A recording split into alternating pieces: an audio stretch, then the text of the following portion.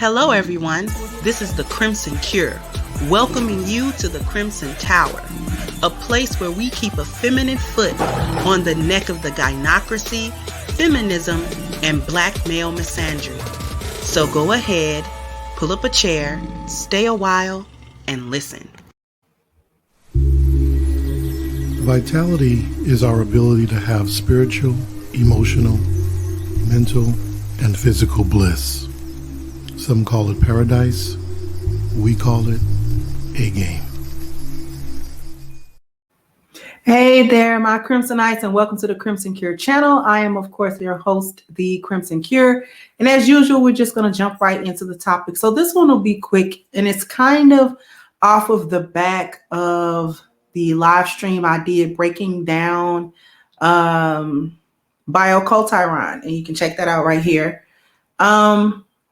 One of the things that during me talking it made me think about that I wanted to bring up was the parts of our biology and our culture that have changed so drastically, and no one gives these things a second thought anymore. No one is paying attention.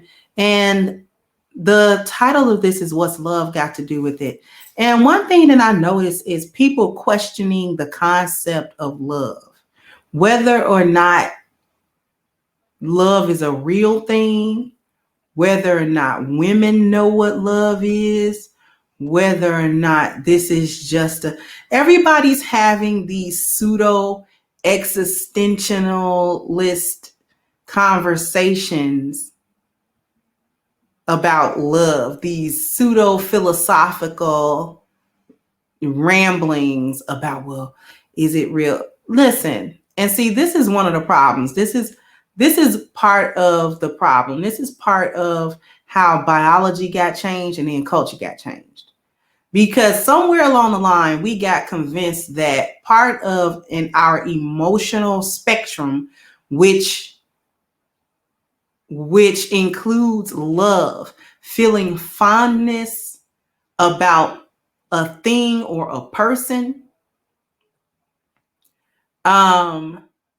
is somehow a figment of all of our collective imaginations, so much so that love is almost a taboo thing in our culture. Love is not a part of our culture anymore. It is taboo at this point to fall in love or to love for men, and specifically for men and women to fall in love or to be in love or to love one another romantically. That's like taboo. The concept of love is so out of the loop now that we question whether parents love children and whether children actually genuinely love parents, or are relationships only transactional because humans are social creatures and we need each other in order to survive. So love isn't really a real feeling. It's just a mechanism that's there that makes it more bearable for us to get things from each other or to use each other. And it's like, what in God's green earth is everybody even talking about? You know you love stuff. We even love inanimate things. People love their cars. People love their careers.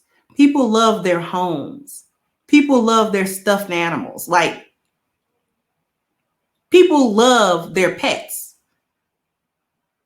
And pets are bills. Pets are responsibilities. Do they offer affection and companionship? Sure. So do imaginary friends, and you don't have to pay for them.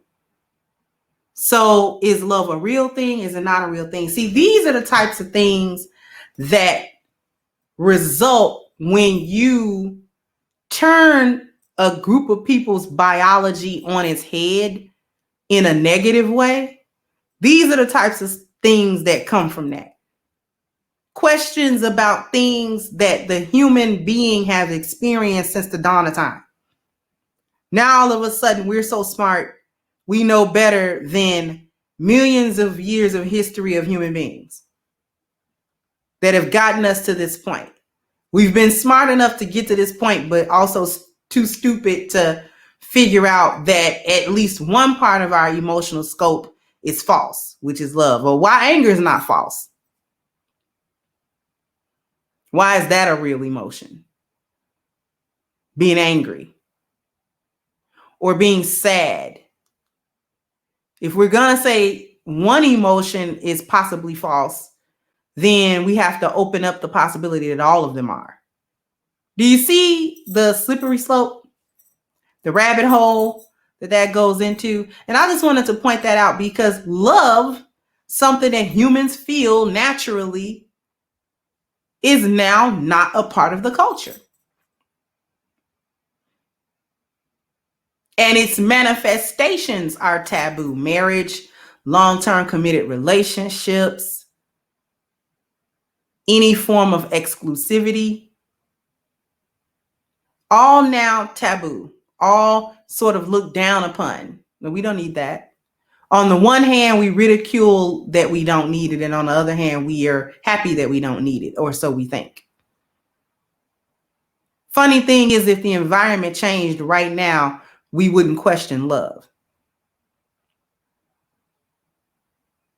If the environment changed to a point where we actually did need each other, we wouldn't question that stuff. And marriage and all that kind of stuff will be back on the table. You see how they screw with us? See how they do us? And then we think we're being, existential and philosophical. We think we're really getting down deep into something. Really, you're just expressing a form of dysfunction that has infiltrated your biology and then your culture.